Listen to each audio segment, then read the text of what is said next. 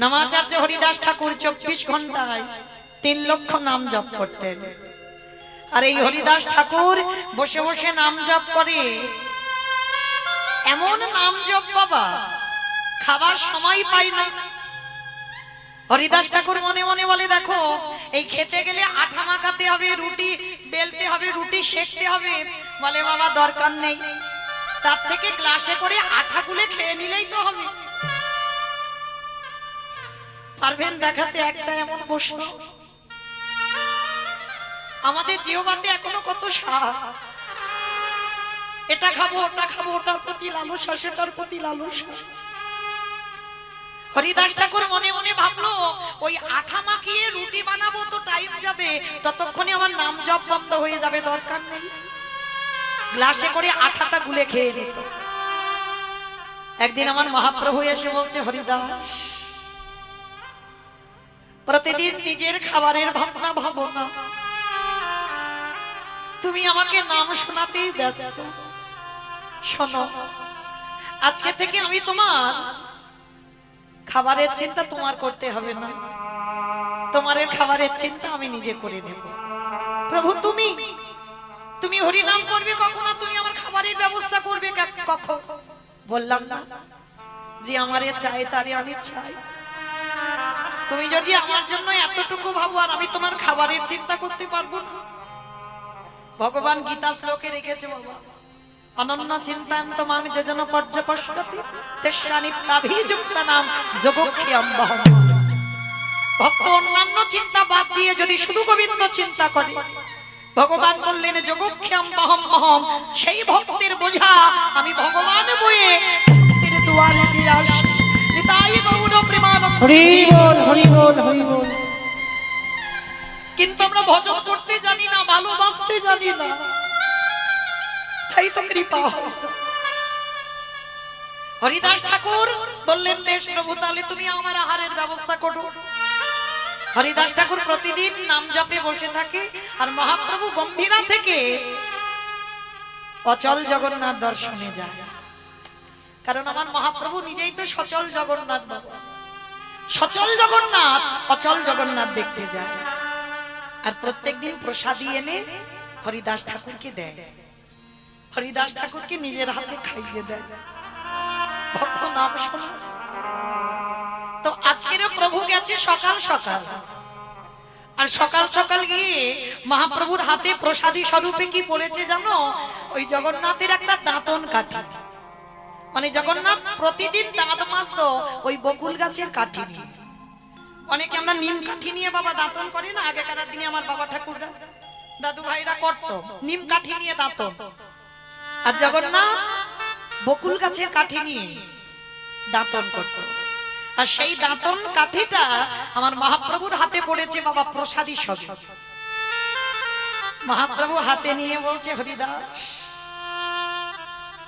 আজকে তোমার জন্য ভালো কিছু প্রসাদ জোটেনি, তোমার জন্য জগন্নাথ এই একটা বকুল গাছের কাঠি দিল। যাক, প্রসাদ তো ওই বকুল গাছের কাঠিটা নিয়ে আমার প্রভু হরিদাস ঠাকুরের সম্মুখে গিয়ে হরিদাসকে বলছে, হরিদাস বলি ধরো ধরো তুমি প্রসাদ ধরো। এই যে প্রসাদে প্রসাদ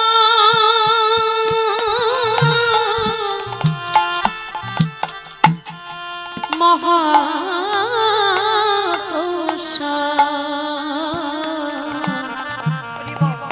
একেবারে ধরো ধরো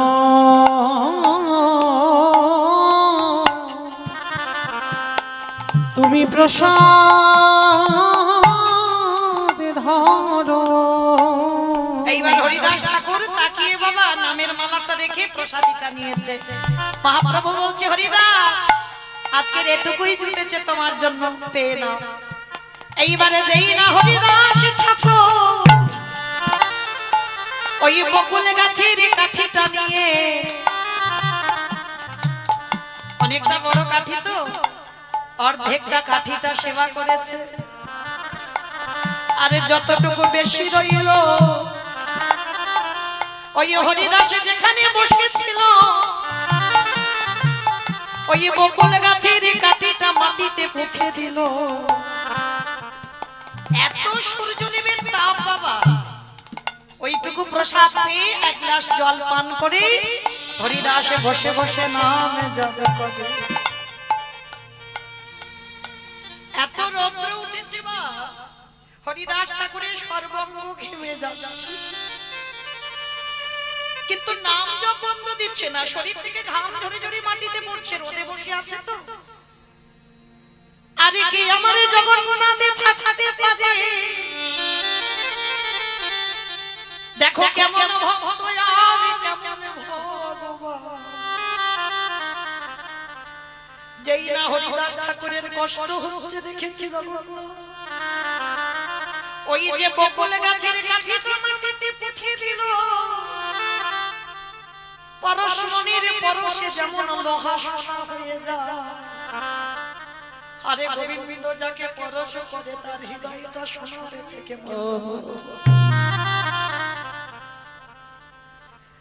যেই না বকুল গাছটাকে পরশ করেছে আমার জগন্নাথ, ওই ভক্তের কষ্টের কথা ভেবে সঙ্গে সঙ্গে মা একটা বড় বকুল গাছের সৃষ্টি হয়ে গেল। আর এত ডালপালা চারিদিকে মানে ভর্তি হয়ে গেল, তার তলায় বসে আছে নামাচার্য হরিদাস ঠাকুর।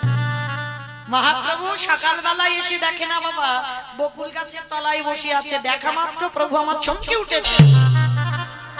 হরিদাস এ কি গো, এই গাছটা আবার কোথা থেকে এনে এখানে পুঁতে দিলে? তাকিয়ে হরিদাস ঠাকুর দেখলো কি, প্রভু আমি তো এই গাছ পুঁতিনি, আমি পুঁতবো কেন? আমি তো বসে বসে নাম জপ করছিলাম, আমি জানি না গাছটাকে হলো কি করে, আর কে বা এখানে দিয়ে দিল। কি গো মাইরা, ভগবানের জানতে বাকি থাকে। ভগবান হেসে বলল, ভক্ত রে আজ তোর কথা ভেবে ওই মন্দিরের জগন্নাথ আর থাকতে পারলো না। আজ তোর কষ্টের কথা ভেবে ওই বকুল গাছের কাঠিটা থেকে এই বকুল গাছের একটা গাছের জন্ম দিল। আমি এই গাছটাকে পরশ করে কথা দিলাম, এই পৃথিবীর মাটিতে পৃথিবী যতদিন থাকবে এই গাছ ততদিন থাকবে। আর যদি কোনো ভক্ত এসে একেবারে বকুল গাছটাকে পরশ করে, তার কৃষ্ণ প্রেম ভক্তি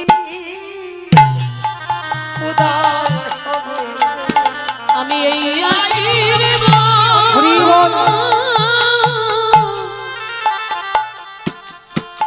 আমি এই আশীর্বাদ করে রাখলাম, কৃষ্ণ প্রেম ভক্তি উদয় হবে। সেই হরিদাস ঠাকুরের শেষ সময় মা মহাপ্রভু যেতে দেবে না কেন জানো? আর যারা বাবা ভজন সাধন করে নিজে থেকে বুঝতে পেরে যাবে, যদি যাবার সময় হয়ে যায়, প্রকৃত যদি তোমার সাধনা ঠিক হয়, প্রকৃত যদি তোমার ভজন ঠিক হয়, তোমার হৃদয়ে সাড়া পড়ে যাবে বাবা কবে তোমার যাবার সময়। হরিদাস ঠাকুর তো যেমন তেমন নয়, কর্মদোষী আজকের হরিদাস ঠাকুর হয়েছে। সৃষ্টিকর্তা ব্রহ্মা আজকের হরিদাস ঠাকুর বলছে, প্রভু এবার আমাকে বিদায় দাও, আমার যাবার সময় হয়েছে। প্রভু বললেন, হরিদাস তুমি যদি চলে যাও এই জগতে সবাই আমারে ভালোবাসে বটে, কিন্তু হরিদাস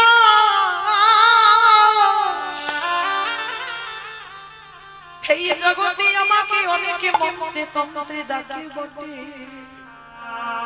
কিন্তু তোমার মতো করে বলো বলো কি আমারে হরি।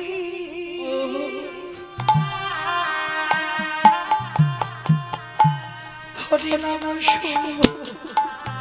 ওই নাম শুনতে বারো নিতাই গৌর হরি বল হরি বল হরি বল।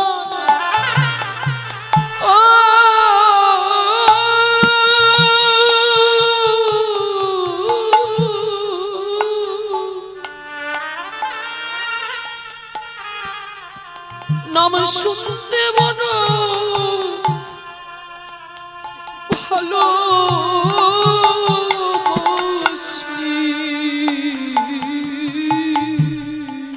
ওগো হরিদা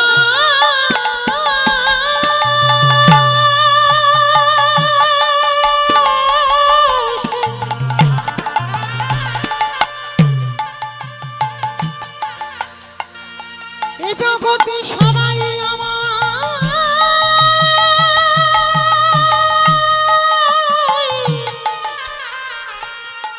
ভালোবাসে বটে,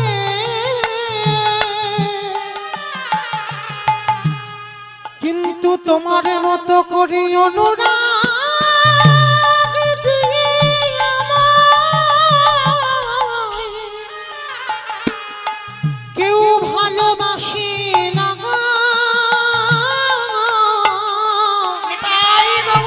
দুজনে ভালোবাসার মতো করে আমায় ডাকিতে ডাকিতে পারে।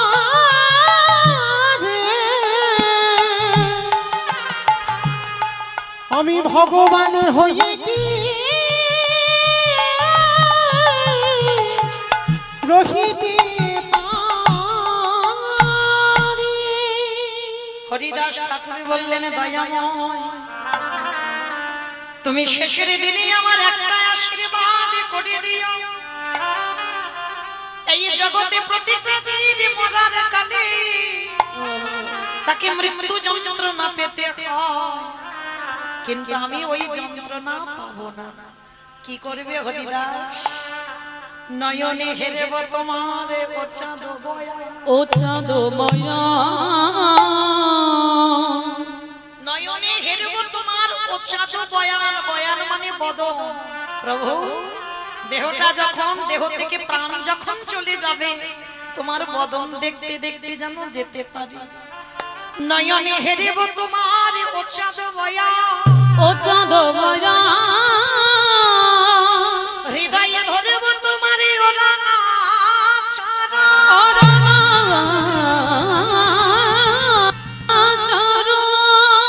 এই বদনে বলব তোমার মধুর নাম সংকীর্তন, সংকীর্তন। ওই যাবার সময় যেন এই বদনে কৃষ্ণ নাম বলে বলে দয়ালে যেতে পারি। আমার এই আশীর্বাদ, হরি বল হরি বল। ও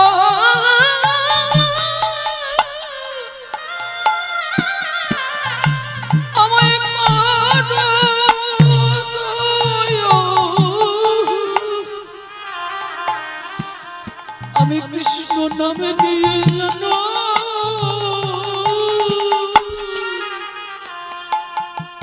জানো যেতে পারি। আমি আর তো কিছু দয়াময়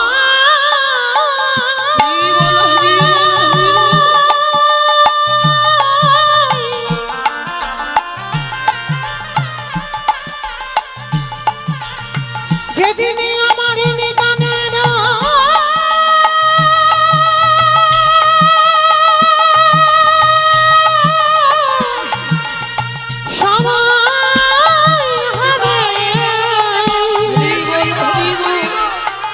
সেদিনই যেন বদন ভরে আমি তোমার মধুর নাম বদনে গাহিতে পারি।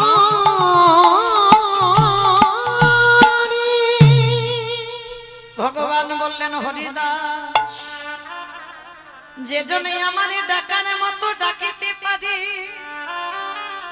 যে জনে আমারে ভালোবাসার মতো বাসিতে পারে,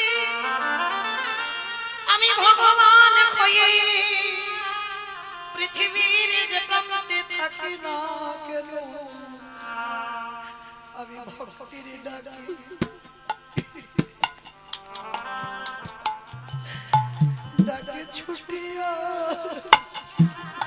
যে জনকে মানে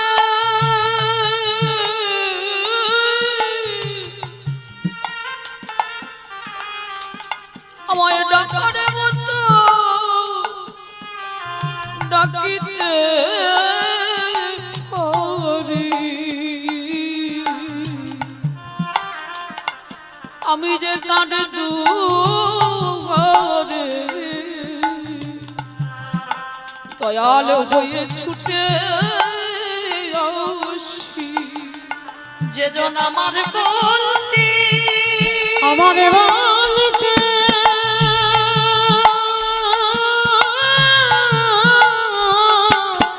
অনেক ভক্ত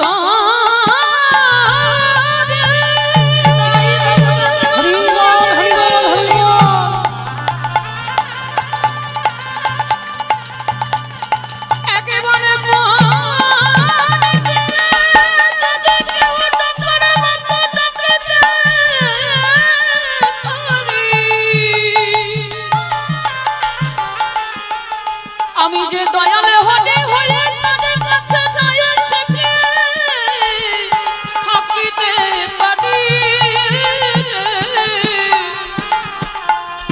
আমায় একেবারে প্রাণে ভরে দয়ালে হনি বলে ডেকে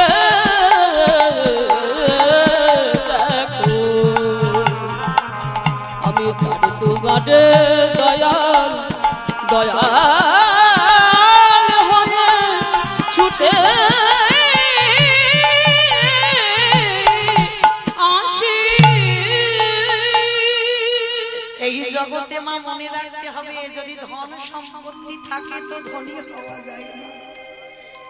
এ জগতে ধন সম্পত্তি থাকলে সে ধনী নয়, ধনী তো সেই হয় যেজন বাবা জগতে কৃষ্ণ প্রেম সম্পদ অর্জন করেছে। শুধু ধনে থাকিলে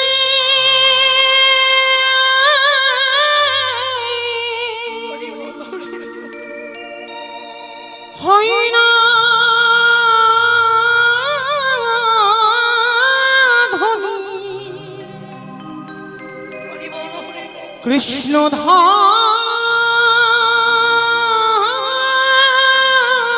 যা নাই হিয়া কে ধনী কে গরিব বাবা বোঝা বড় ভার। কে বা ধনী কে বা গরিব বোঝা বড় দায়। শুধু ধন থাকিলে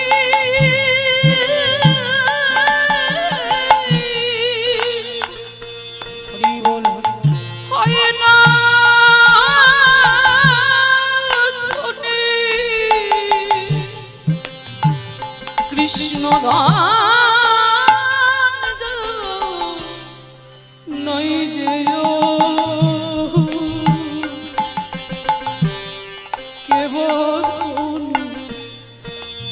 কেবা গরিব বোঝা নই। কৃষ্ণ ধনে যা ভরা হৃদয়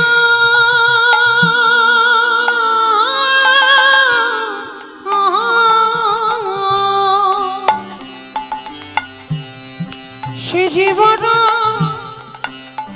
ধনী বানে হয়।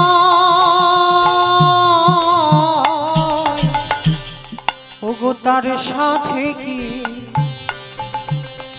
তুলনা হয় তাই গৌর সারা প্রেমানন্দে হরি বল হরি বল। বিশ্ব কে বা ধনী কেবা গরিব বোঝা নই। হও না যতই তুমি উজির রাজা,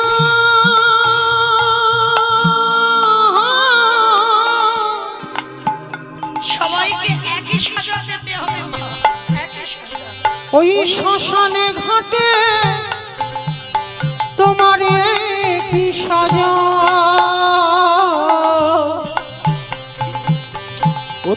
বুঝবি সেদিন তোরে কেমন মজা তারে দুনিয়া। তোরে কে বাধনি কে বা গরিব বোঝা নাকি তাই প্রেমানন্দে হরি বল হরি বল হরি বল। ভেসে ভেসে ওই প্রেমানন্দে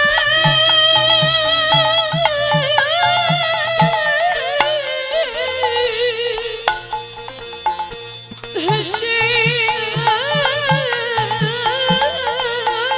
ভেসে ও সে মহানন্দে ঢেউ খেলা কে বাঁধনি কে বা গরিব বোঝা নাকি গো। কে বাঁধনি কে বা গরিব বোঝা নাকি গো। ওরে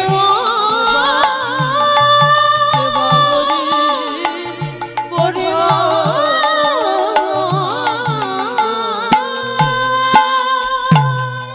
ভগবানকে ভালো যদি বাসতে হয় মা এইরকম ভালোবাসো। আমার আমিত্ব রেখে ভালোবাসলে হবে না, সমস্ত কিছু ত্যাগ করে আমার গৌর গোবিন্দ চরণে সমর্পণ করে দাও। যেটা করেছিল হরিদাস ঠাকুর, যার জন্য ভগবানের এত অহিতকি কৃপা। আজ ওরা যারা যাবেন পুরী ধামে দেখে আসবেন হরিদাস ঠাকুরের সমাধিস্থল।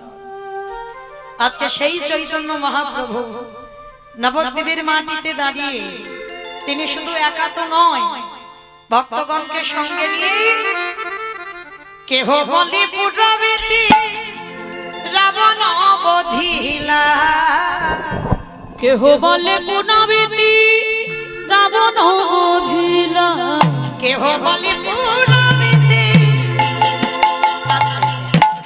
আমাইরা উলুকই, কেহ বলে পুরবীতি রাবণ বধিলা, কেহ বলে পুনবিতি আমার গোনারি গোনা গোনা গোনা গোনারি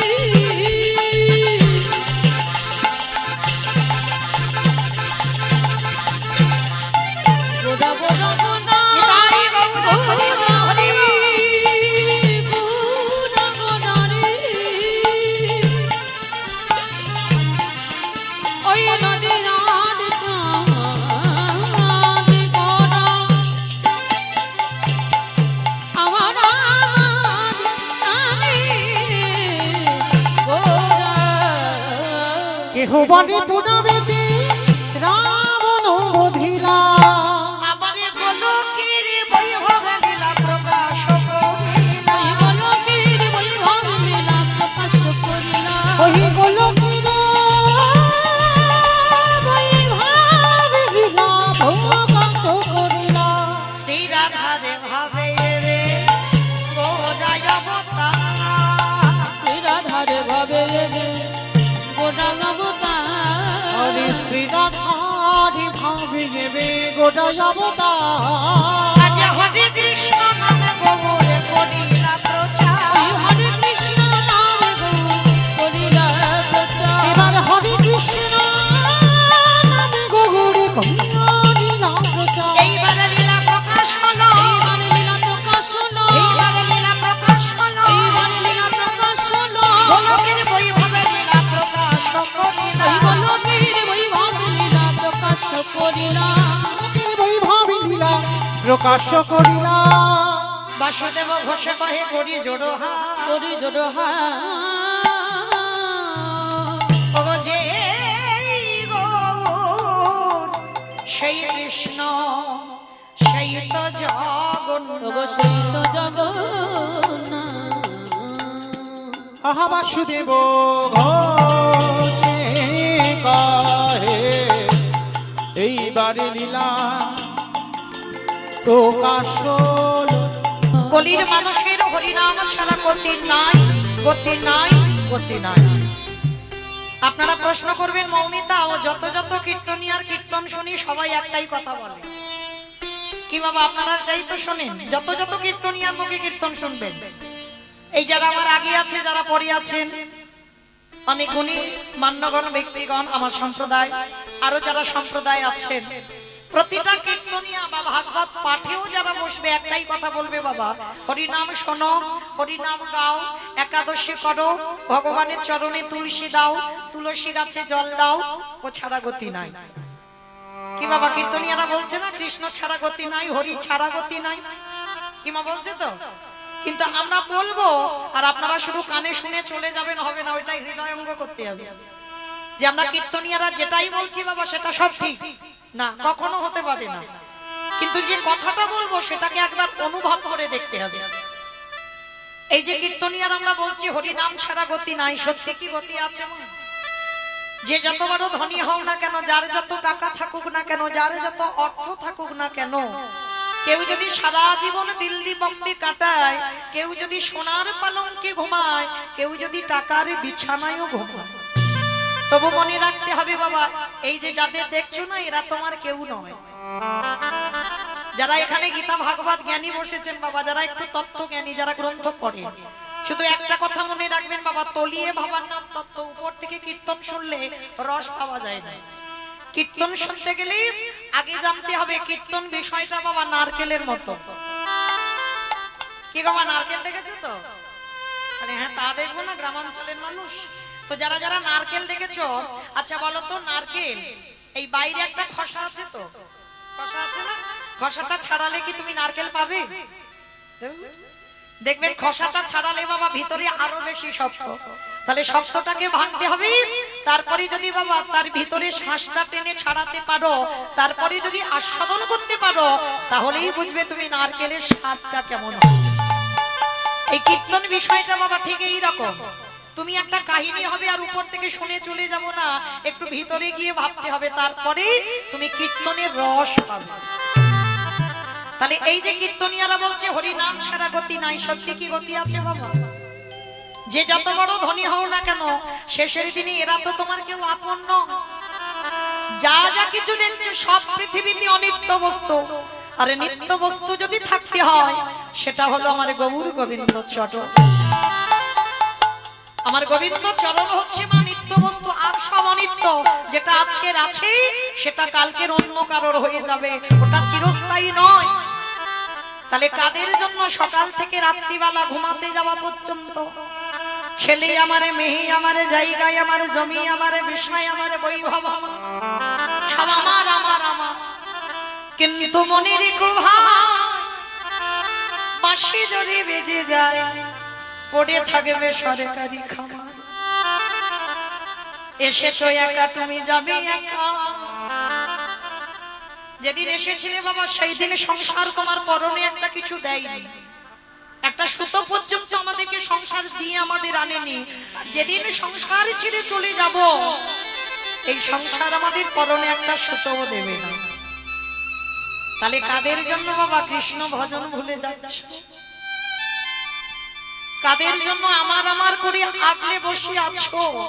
কেউ যদি তোমার নয়, সব যদি অনিত্য হয়ে যায়, নিত্য যদি গোবিন্দ চরণ হয়, সকাল সকাল গোবিন্দ চরণ দুটো আঁকড়ে ধরে। মনে রাখতে হবে বাবা, শেষের দিনে সঙ্গী কেউ নয়, আমাদের সাথে হবে কর্মফল। এইটা খুব মন দিয়ে শুনবেন বাবা, কর্মফল কাউকে ছাড়বে না। রামচন্দ্রকে সরুজ নদীর জলে প্রাণ ত্যাগ করতে হয়েছে, ভগবান কৃষ্ণচন্দ্রকে 125 বছর বয়সে জরাবাধের তীরে দেহ ত্যাগ করতে হয়েছে, কলিযুগে চৈতন্য মহাপ্রভুকে 48 বছর বয়সে বাবা দেহ সম্বরণ করতে হলো। তাহলে ভগবান নিজে নিজেকে ছেড়ে দিল না, আর আপনারা আমরা তো তুচ্ছ মা, আমাদের ছেড়ে দেবে মনে করেছো? তাহলে প্রত্যেকটা ব্যক্তিকে বাবা কর্মের উপরে খেয়াল রাখতে হবে। আমি কতটুকু ধর্ম কর্ম করলাম, কতটুকু সৎ কর্ম করলাম, আর কতদিন আমি অসৎ কর্মে যুক্ত আছি। এই ভালো ভালো কর্ম তো আমাদের সাথে যাবে, তবে মা আমি মৌমিতা আমার একটা গ্যারান্টি আছে, আর একজন আমাদের সঙ্গী হবে। বলো তো সেটা কি? জানি না আপনাদের এই উত্তরবঙ্গে নিয়ম আছে কিনা, তবে আমার গঙ্গাসাগর এলাকায় নিয়ম আছে বাবা।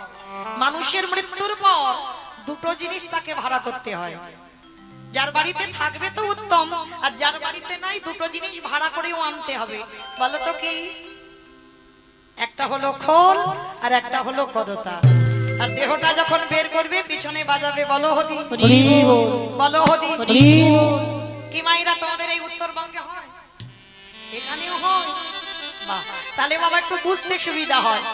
এই জায়গাটাই মা একটু অনুভব করবেন। লাখ লাখ টাকা খরচা করে দুর্গা পূজা হলো, পূজা ভালো হয়। কালী পূজা হলো, কত গণেশ পূজা হলো, কত ধুমধাম করে পূজা হচ্ছে, পূজা ভালো হয়। আর যেদিন মা বিসর্জন হয়, যেমন ধুমধারাক্কা নাচানাচি আর তেমন বাবা বড় বড় ডিজে বাজনা। তবে হয়তো আপনাদের এদিকে হয় না, আমার কলকাতার এলাকায় হয়। এখানেও হয়, এখানেও নাকি হয়। আচ্ছা মা, এগুলো তো চেতনা, তাহলে সেটাও তো মা। বাবা ভাবেন আপনারা, সেটাও তো মা।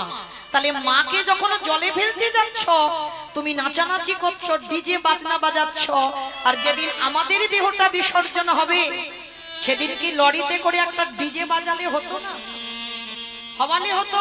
তাহলে হওয়াচ্ছি না কেন? এই জায়গায় আমার চৈতন্য মহাপ্রভু শিক্ষা দিলেন, ওরে কলির জি ভালো করে পিছনে চেয়ে দেয়। এলি খালি হাতে, যাচ্ছি সে খালি হাতে। যাদের জন্য কৃষ্ণ নামে ভুলে গেলি, কেউ তো তোদের সাথী হলো না। তাহলে সাথী হলো কর্মফল, আর কে সঙ্গে যাবে? যাত্রা, নাটক, ফাংশন, থিয়েটার যাই করো না কেন, লাখ লাখ টাকা খরচা করে কিছু যাচ্ছে না। তাহলে যাচ্ছে কে? এই হরি নামে যাবে। আমাদের পচা দেখা দেহ যাবে।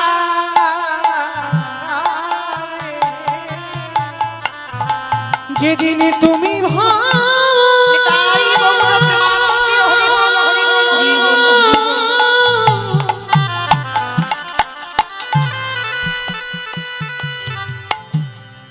যেদিন তুমি ভাবা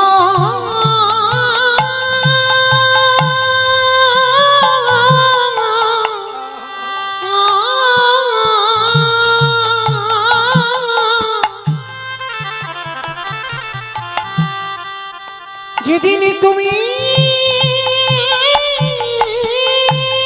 ভাবো,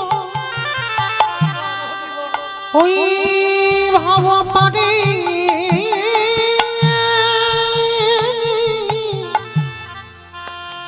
পারে যাবে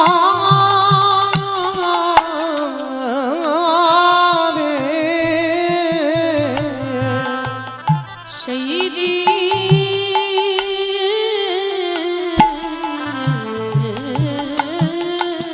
হরি ছাড়া গতি নাই গো। সেই দিন নামে যাবে গো।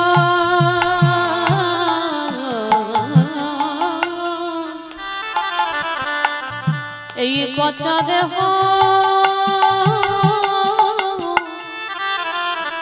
ও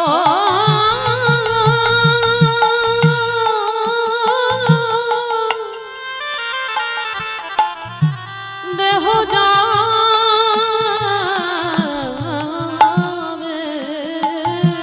আমাদের কারোর কৃষ্ণ ভজন হলো না। কৃষ্ণ বলবা বলি এই ভাবে সবাই আমরা মায়ার বাঁধনে বন্দী হলো। শুধু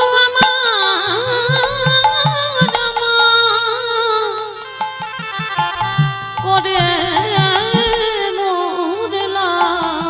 শেষের দিনে আমার গোবিন্দ চরণ ছাড়া মনে রেখো আর কেউ না। বলে সেই দিন বুঝবে কেউ কারণ। আমরা শুধু এলাম খেলাম, ভব ছেড়ে চলে গেলাম। একেবারে হরি বলে কাঁদলাম না গো।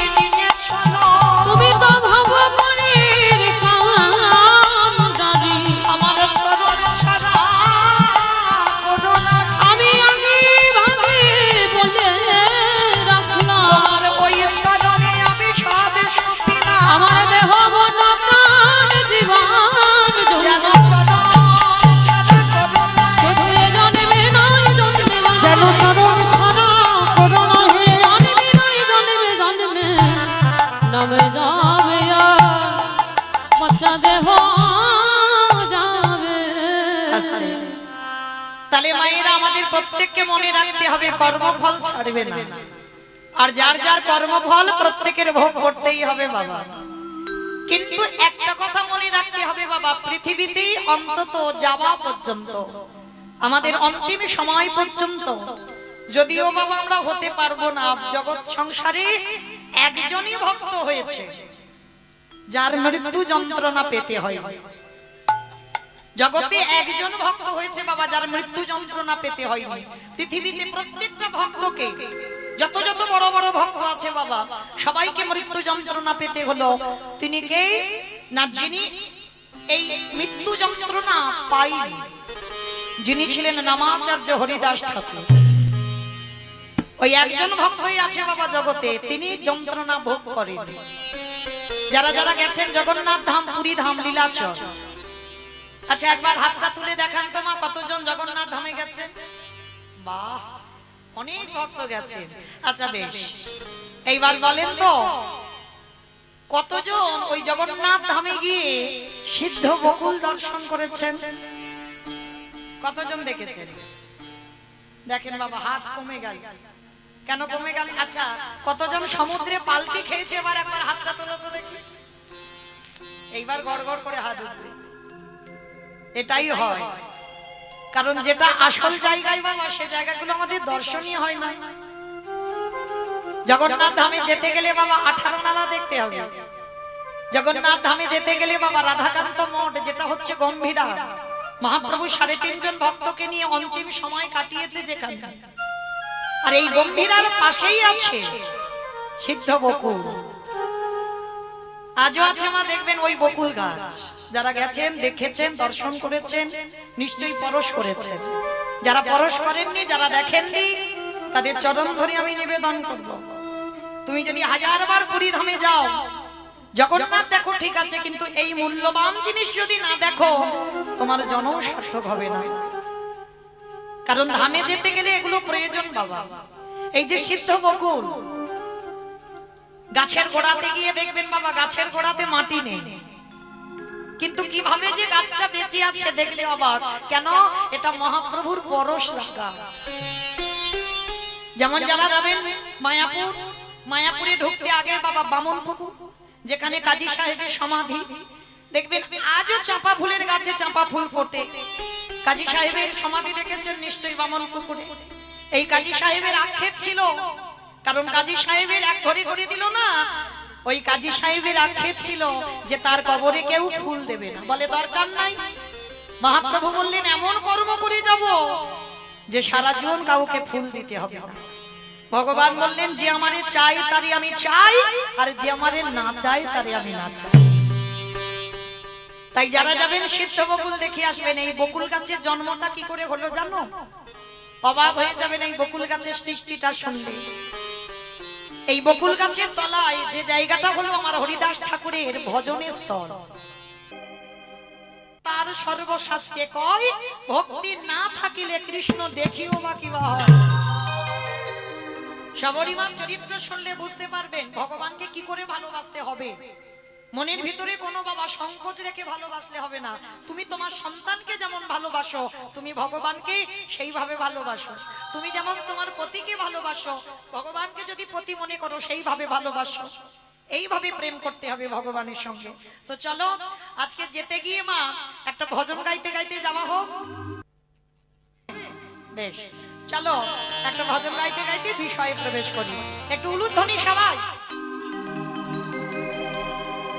সুরধুনির কিনারায় সোনার নুপুর দিয়া পায়ে নাচে নাগরি গো সুন্দর গৌরাঙ্গনা। সোনার নুপুরে দিয়া পায়, সুরধুনির কিনারায় নাচে নাগরি গো সুন্দর গৌরাঙ্গনা। ওই সুরধুনির কিনারায় সোনার নুপুর দিয়া পায় নাচে নাগরি গো সুন্দর গৌরাঙ্গনা। ওই সুরধুনির কিনারায় সোনার নুপুর দিয়া পায় নাচে নাগরি গো সুন্দর গৌরাঙ্গনা।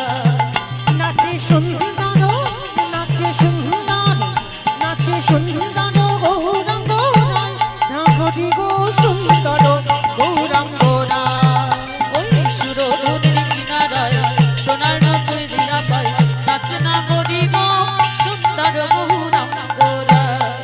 আহা সুন্দর কপালে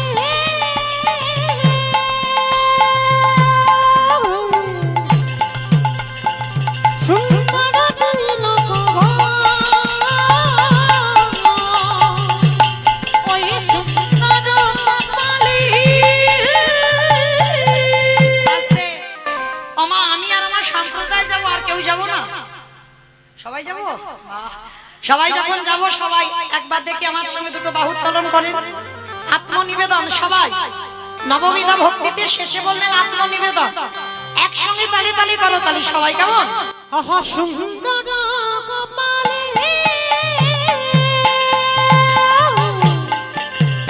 সুন্দর তিলক